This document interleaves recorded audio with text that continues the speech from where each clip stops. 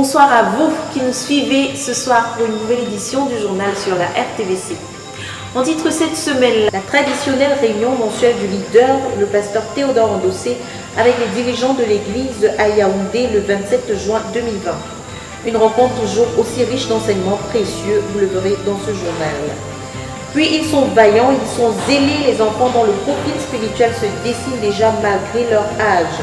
Ce sera donc un regard rétrospectif sur la récente session de l'IMPJ en faveur des enfants du 10 au 13 juin 2020. Enfin, au Nord Cameroun et plus précisément en Ngaoundéré, s'est tenu un séminaire de formation en communication du 12 au 14 juin qui a rassemblé les frères désireux d'en savoir plus et de servir dans ce département. Voilà pour les titres, tout de suite le développement.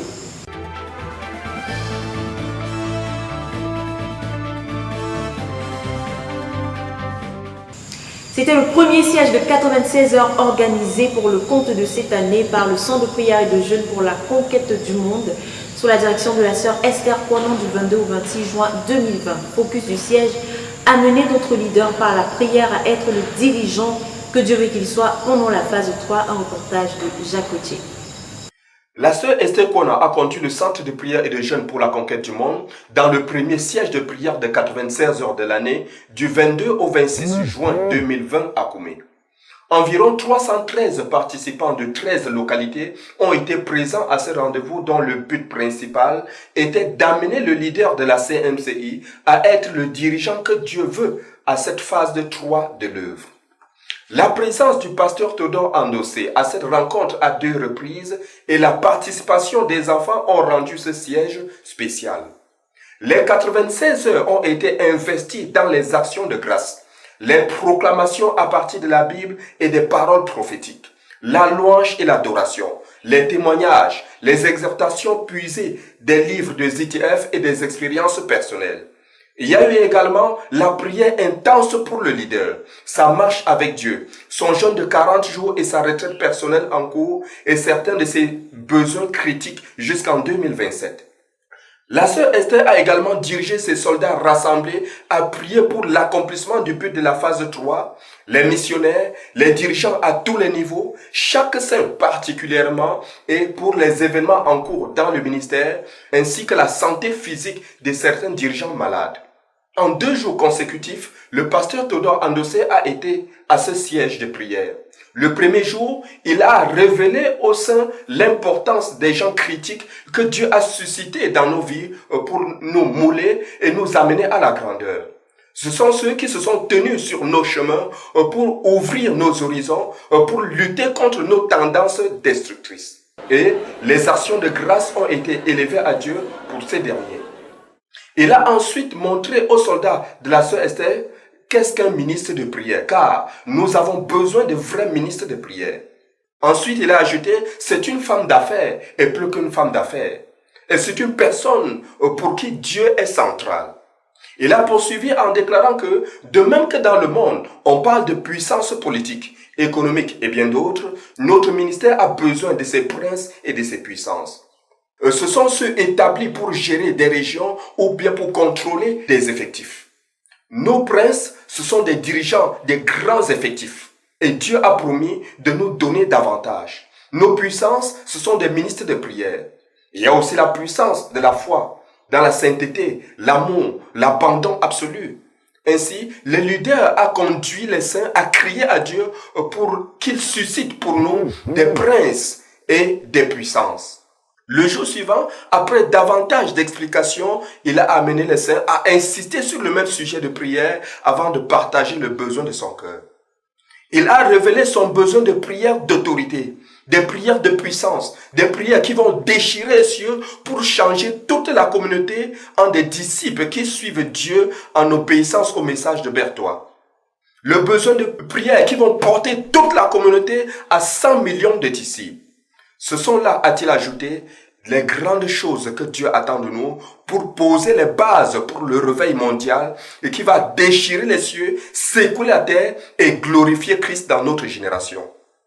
Et cette visite a provoqué les saints et les a mis devant leurs responsabilités et le travail de la prière a poursuivi.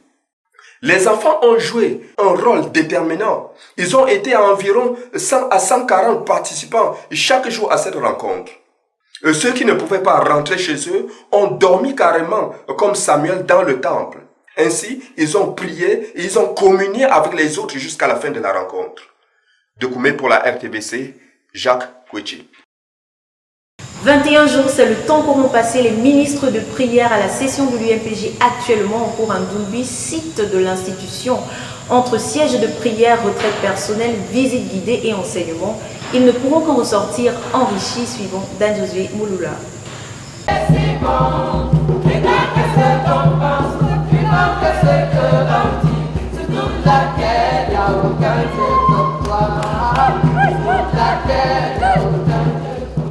L'Université mondiale de prière et des jeunes est en train de tenir son 6e cours de l'année à Ndoumbi depuis le 14 juin 2020.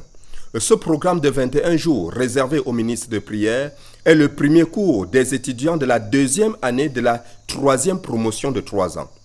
Plus de 30 participants ont fait le déplacement pour Ndoumbi et suivent normalement le cours qui ira jusqu'au 4 juillet 2020.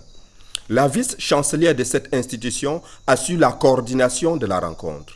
Les activités qui meublent ce programme incluent entre autres le culte matinal, une visite guidée des participants à la bibliothèque pour la conquête du monde, la lecture entière du livre du frère Zach de prière avec puissance, une retraite personnelle de 36 heures et un siège de prière de 30 heures. Depuis le début de ce programme, la sœur Émilie Tendo a été à entretenir les participants à partir de son témoignage personnel. Il a été question de montrer comment prier pratiquement pour que chacun ait son appel ou bien sa tâche assignée. C'est un panorama des différents domaines de fidélité qu'elle a développé pour devenir un ministre distinct de prière. Il s'agit de sa fidélité dans les retraites de 15 minutes, les retraites de 3 heures, de 6 heures, prière à la chaîne et ainsi de suite. Le pasteur Théodore Andossé, orateur principal de cette rencontre, a pris quelques jours pour préparer l'auditoire à son cours sur le thème « L'ouvrier de prière ». Le premier jour a été réservé aux témoignages personnels et aux nouvelles. Mais au milieu des interventions, il a tenu à préciser que le don de soi-même est plus que le don des choses. Ceci à partir de 2 Corinthiens chapitre 12 versets 14 et 15 et 2 Corinthiens chapitre 8 versets 4 et 5. Quand tu parles de toi, tu es en train de t'édonner, tu es en train d'ouvrir ta vie à quelqu'un d'autre. Tu es en train de donner, de creuser une route d'accès. Il a ensuite insisté sur le fait que donner des choses sans se donner soi-même est une contradiction. Le deuxième jour, il a été question de l'indispensabilité du facteur faveur, que ce soit devant Dieu, devant les croyants ou les non-croyants. Toute personne qui prie doit crier à Dieu pour la faveur aux yeux de Dieu. Et toute personne doit aussi prier pour trouver faveur envers soi-même.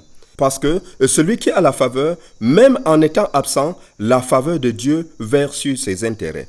À sa 3e intervention à ce programme, le pasteur Théodore Andossé est passé à la définition des termes. Qu'est-ce qu'un ministre distinct de prière? Quel est le fruit de l'intercesseur à travers la prière? Qu'est-ce que l'homme de prière produit? À la fin de ces questions, il a déclaré « C'est le fruit que tes prières produisent qui définit ton ministère distinct de prière ». C'est par ces paroles et bien d'autres qu'il a ouvert les cœurs des participants pour les disposer à l'introduction du message du lendemain. De Koumé pour la RTVC, Jacques Kouechi. Ils ne sont pas en reste, les enfants qui prennent part au siège organisé par le Centre de prière et de jeûne pour la conquête du monde, vous le verrez dans ce reportage de Yassine Bokolo qui a suivi pour nous ces tout petits confiés à la sœur Angèle Noah, ministre aux enfants. Regardez. Le Centre de prière et de jeûne pour la conquête du monde n'est pas en marge de la formation des disciples en cette phase 3 de notre œuvre. Cela a été une fois de plus le cas durant le dernier siège de prière de 96 heures qui a eu lieu à Koumé du lundi 22 au vendredi 26 juin dernier. Cette école de prière à laquelle on prépare un peu plus de 100 enfants prend de l'ampleur au fil du temps, drainant un nombre de plus en plus grand d'enfants qui de leur côté prient pour décharger certains fardeaux critiques du siège, en plus d'autres activités visant à égayer leur moment de prière.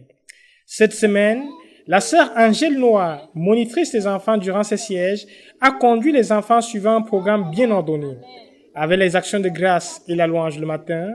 Dans la suite des journées, les enfants sont conduits dans les témoignages suivis des proclamations du but de la phase 3 et des proclamations personnalisées de certains passages bibliques, notamment le psaume 136, car sa miséricorde durera toujours pour les enfants de la CMCI, suivi du passage d'Habakkuk chapitre 2, verset 14. Chaque enfant proclamant qu'il sera rempli de la connaissance de la gloire de l'Éternel, comme le fond de la mer par les eaux qui le couvrent. Après les proclamations, viennent alors les déclamations de la parole, période durant laquelle les enfants sont conduits dans la mémorisation.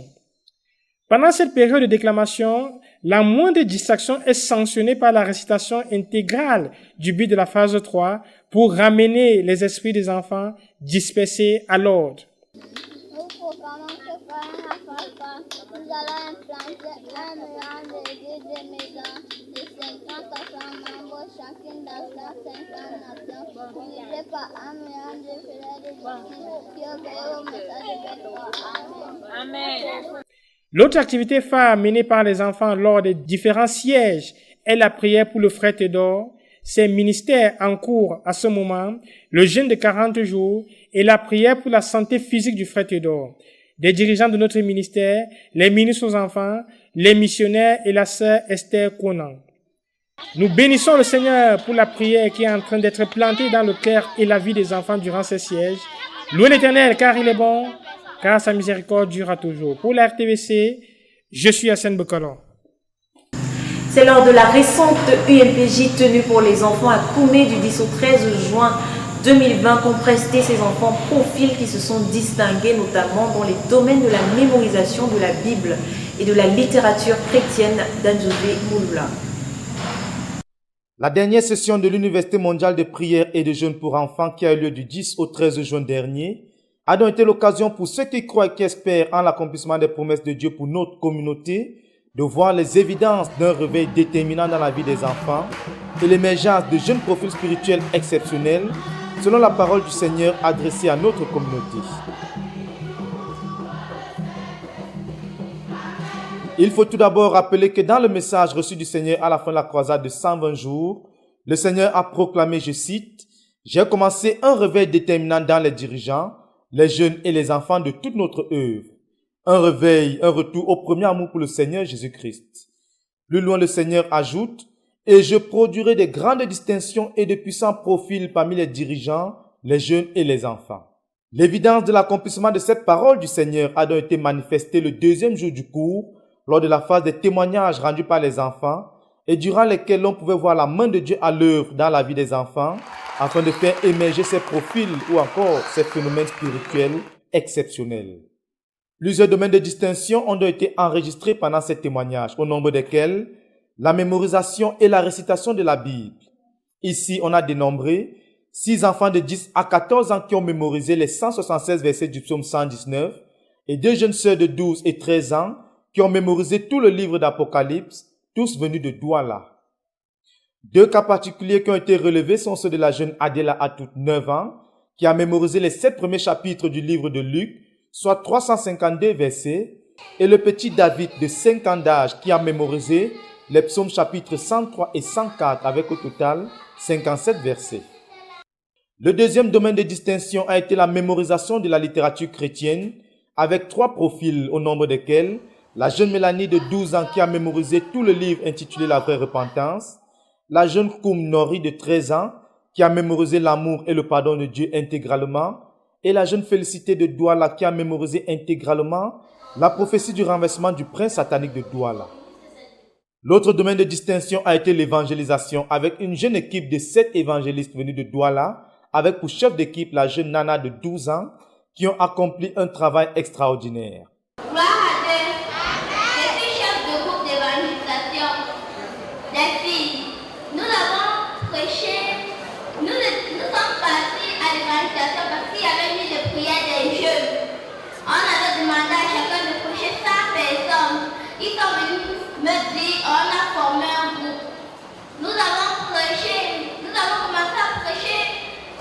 Par maison, jusqu'à prêcher même un marabout qui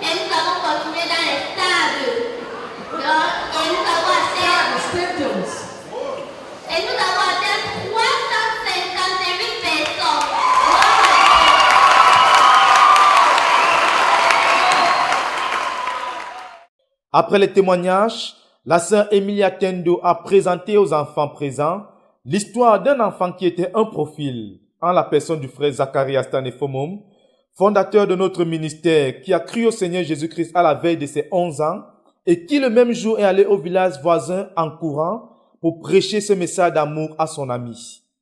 À la fin de ses études primaires, le frère Zach avait déjà lu intégralement sa Bible 2 fois.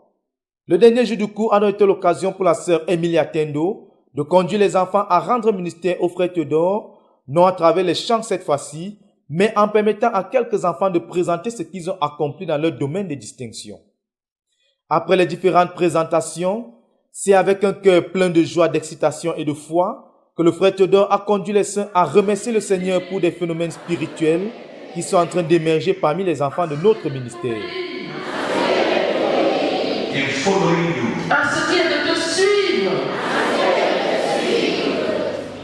Nous avons donc pu recueillir les propos de quelques-uns de ces profils au micro de la RTVC. Je m'appelle Baldina Deborah et j'ai 13 ans. Je suis de la localité de Douala. Le domaine dans lequel je me suis distinguée étant profil, c'est dans la mémorisation de la Bible. J'ai mémorisé le livre d'Apocalypse, du chapitre 1 jusqu'au chapitre 22. Avant de mémoriser, je priais que le Seigneur vienne à mon secours parce que sans lui, je ne pouvais rien. Qu'il me donne une capacité de rétention rapide, de bien mémoriser et de ne pas oublier. C'est comme ça que j'ai mémorisé. Nous bénissons dans le Seigneur pour la distinction spirituelle qui est en train de devenir ordinaire dans notre ministère et pour la gestation de millions de profils spirituels exceptionnels qui seront produits dans toute notre communauté. De Koumé pour la RTVC, Dan Josué Moloula Beto.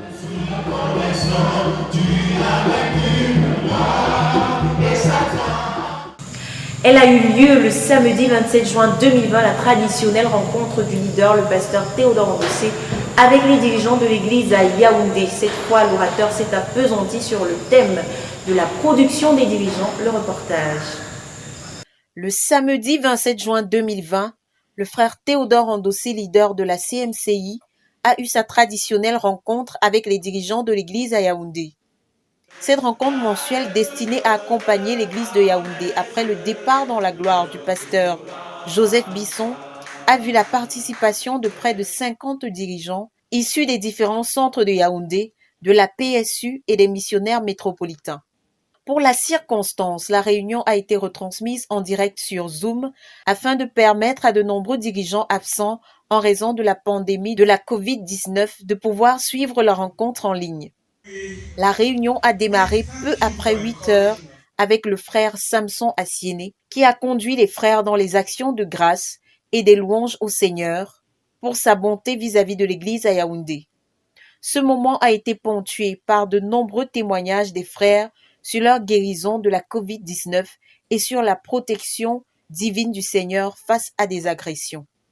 Avec l'arrivée du frère Théodore dans la salle, les actions de grâce se sont poursuivies ainsi que des témoignages portant pour l'essentiel sur la main de Dieu sur notre œuvre à Yaoundé.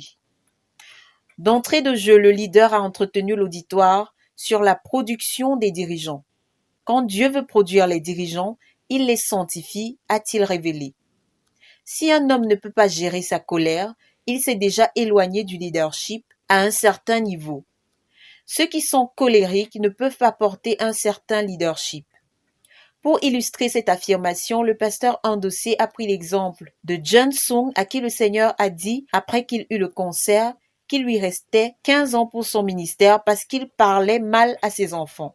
Cette propension a toujours grondé ses disciples, leur parler mal et prendre des décisions qui ruinent leur vie et avancer sans s'arrêter n'est pas favorable à un certain leadership. Pour porter le leadership, a réitéré le leader, il faut du caractère. Même Salomon a reconnu dans le livre d'Ecclésiaste au chapitre 2 verset 3 avoir conduit son cœur par la sagesse au milieu de l'abondance. La richesse a besoin de caractère pour être portée par un homme. Les femmes, la célébrité, les effectifs, les richesses pèsent et il faut du caractère pour les porter. Dans la même lancée, il a indiqué que la voie de l'abondance, c'est la fidélité. Sur ce point, le frère Théodore Andossé a enseigné les dirigeants sur le fait d'être fidèles dans les petites choses. Les plaintes ne peuvent rien produire. Quand un homme se plaint, Dieu ne peut pas lui donner beaucoup. Il a fermé la porte. Le chemin de l'abondance, a martelé le frère Théodore, c'est la fidélité avec peu. La manière avec laquelle un dirigeant traite sa petite assemblée de 5, 10 personnes déterminera s'il fera une méga-église ou pas. Quand un homme arrange la maison et la prépare pour accueillir le peu de personnes qu'il a, il se qualifie pour l'avenir. À partir de ces propos, le frère Théodore a mis en relief le prédicateur Billy Graham pour leur montrer comment il préparait ses messages de 15 minutes en 8 heures. Un sérieux qui a fait de lui le grand prédicateur connu du monde entier. Le leader a demandé aux dirigeants de prendre soin de leurs brebis. S'il est difficile de gagner les gens en tant qu'évangéliste, il faut les gagner en tant que pasteur. Les petites brebis que nous avons aujourd'hui peuvent produire plus si nous en prenons grand soin, a-t-il indiqué. Enfin, le frère Théodore a partagé sur la fidélité. Dieu donne un nom à quelqu'un s'il a servi un autre. Qui va te donner un nom si tu n'as pas servi un autre? S'est-il interrogé. En somme, 3 écoles de fidélité sont requises pour tout dirigeant. La gestion du peu, la gestion de l'argent et le service à autrui.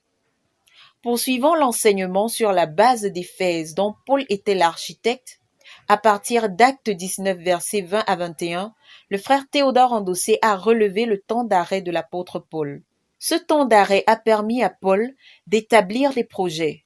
Il forma le projet d'aller à Jérusalem en traversant la Macédoine et l'Achaïe, sans oublier le projet de se rendre à Rome. À partir de ce passage, le leader a exhorté les dirigeants à établir des projets. Il faut établir des projets, des choses à réaliser chaque mois. Ce sont ces petites choses qui permettent de réaliser de grandes. En prenant exemple sur lui-même, le leader a exprimé le fait que ce sont les petits projets qu'il se fixe et qu'il réalise qui lui permettent à long terme d'observer que de grandes choses sont accomplies. En clôturant cet enseignement, le frère Théodore Endossé a tenu à clarifier une fois encore la nouvelle organisation de la direction de l'Église à Yaoundé en spécifiant les rôles de chacun pour éviter toute confusion. Ensuite, dans un échange à cœur ouvert, il a partagé avec les dirigeants quelques faits majeurs en cours dans le ministère qu'il est appelé à gérer, non sans avoir rappelé les fardeaux du jeûne en cours, ainsi que les objectifs de sa retraite personnelle. Comme d'habitude, la réunion s'est achevée autour d'un repas. Les dirigeants ont eu l'occasion, une fois encore, de communier ensemble. La formation d'un corps de dirigeants solide est en marche à Yaoundé. Le Seigneur accomplira certainement tous ses desseins pour la ville de Yaoundé. Gloire à notre Dieu. Pour la RTVC, je suis Cynthia Siaka.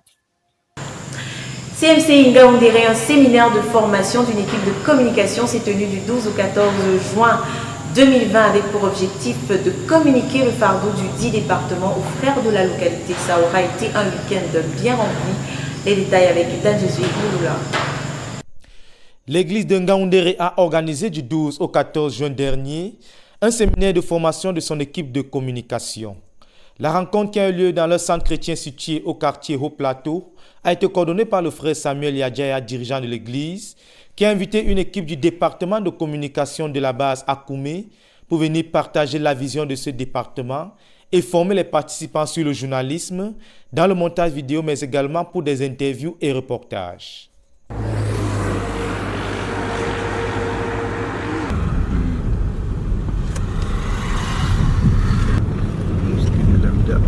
Dès leur arrivée, l'équipe partie de la base s'est jointe à l'église pour la nuit de prière le vendredi.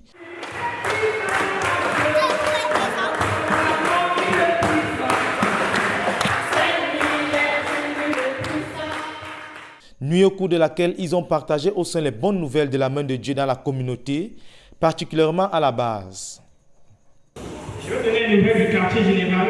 I will give you the news about the headquarters. Je vais donner les nouvelles du département. I will give you the news about the department. Je vais donner quelques nouvelles au Cameroun. I will give you some news concerning Cameroon. Et comme c'est la nuit des missionnaires, And since it's the night of the missionaries, on aura des nouvelles de certains missionnaires. we are going to receive news on some missionaries. Et à chaque fois, on va rendre grâce à Dieu. And each time we are going to thank God. Et on va prier pour certains aspects ces missionnaires. And we are going to pray for some aspects of these missionaries. Le programme de la journée de samedi comportait essentiellement une série d'interviews qui ont été réalisées dès 11h jusqu'à 15h, heure à laquelle a débuté le séminaire de formation. La vingtaine de participants présents a été entretenue par le frère Yassine Bekolo sur l'introduction au journalisme et sur les bases de la rédaction journalistique.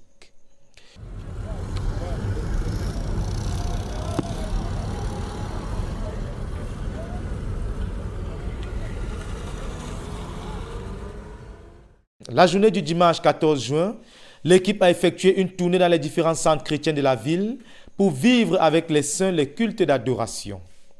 Dans le centre du Haut-Plateau particulièrement, la rencontre a été marquée par le ministère aux enfants qui avait au programme la louange,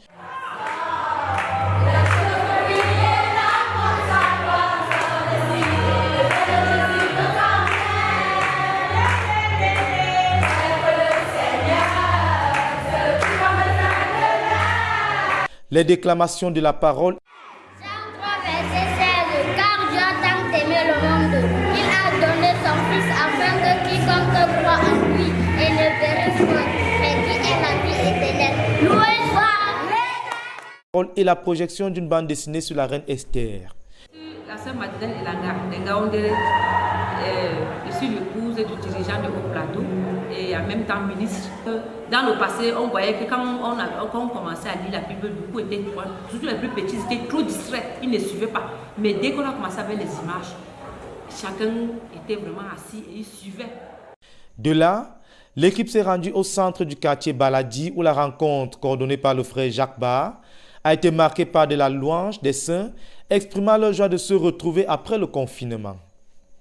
Le frère Samuel Yadjaya n'a pas manqué d'exhorter les saints qui ont rétrogradé pendant le confinement à revenir au Seigneur pour poursuivre le but de la phase 3. Si tu as commencé avec le Seigneur Jésus, tu dois terminer avec le Seigneur Jésus. If you started with the Lord Jesus, you have to finish with the Lord Jesus. Tu ne dois pas commencer avec Jésus. Quand il y a des difficultés, tu abandonnes. You don't have to start with the Lord Jesus and before difficulties, you abandon. Et le devoir a été donné aux étudiants en formation d'aller dans le reste des centres pour suivre le culte et réaliser des reportages. Une autre descente a été effectuée dans la maison de prière de Ngaoundéré pour toutes les nations, où les chambres de prière ont été visitées et chaque responsable présentant le fardeau de chaque chambre de prière. Après la tournée, le rendez-vous a été pris à 16h pour la suite et la fin de la formation. Après un bref rappel des leçons précédentes en journalisme, le frère Lionel Obam, formateur dans le montage, a introduit une présentation du logiciel de montage Adobe Premiere Pro. Ensuite, les étudiants ont été initiés au paramétrage pour le montage vidéo, suivi d'un exercice d'application. Après une série de questions-réponses, des actions de grâce ont été élevées au Seigneur pour les connaissances acquises, ce qui a marqué la fin de la rencontre. Recommandée à la grâce du Seigneur, l'équipe a immédiatement pris le chemin retour pour la base. Nous bénissons donc le Seigneur pour une équipe de journalistes qui a été suscitée, une équipe de techniciens pour le montage et un correspondant de la RTVC pour la CMCI Ngaoundéré. À Dieu soit toute la gloire. De Koumé pour la RTVC, je suis Dan Josué Molola Bekoum. À Douala au Cameroun, Jaftar et Rosine ainsi que Armand et Carmel se sont dit oui les 5 et 19 juin 2020 sous le regard attendri de leurs proches venus partager avec eux ces moments de réjouissance longtemps attendus, le reportage. L'émotion était à son comble le 5 juin dernier dans la salle de mariage de la mairie de Douala 3e lors du mariage de Jaftar et Rosine. L'adjoint au maire, M. Ateba Victor Joseph, n'avait pas accueilli un si beau couple depuis la pandémie à coronavirus. C'est donc avec émotion et fierté que l'officier d'état civil a uni les mariés devant leurs membres de famille, leurs frères et leurs amis, dans le strict respect des mesures barrières. Après la mairie, le couple s'est dirigé chez les 10 bébés qui a servi de cadre pour la cérémonie de bénédiction par les anciens de l'église de Douala. Armand et Carmel se sont quant à eux dit oui pour la vie le vendredi 19 juin devant M. Dibumba Joseph, officier d'état civil du centre d'état civil de la commune de Douala, 3e village, entrée lycée. Une foule de parents, frères et amis étaient également présents pour les soutenir.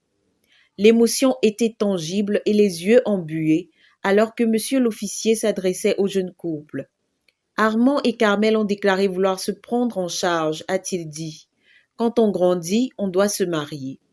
Après la mairie, le cortège s'est dirigé chez les Kepmeniers pour la cérémonie de bénédiction dirigée par le frère Séraphin Com et d'autres anciens de l'Église. Le frère Séraphin a délivré un message à la fois pour les saints, les mariés et les non-croyants présents. Après ce message, 2 invités des mariés ont donné publiquement leur vie au Seigneur Jésus. Que toute la gloire lui revienne. Depuis pour la RTVC, je suis Cynthia Diaz. Si tu devenais mon épouse, le meilleur est pour le pire. Voilà, c'est la fin de ce journal. Merci de nous avoir suivis. Surtout, restez connectés à la Radio Television Voice of the Cross. C'est la chaîne de la Bible. Que Dieu vous bénisse.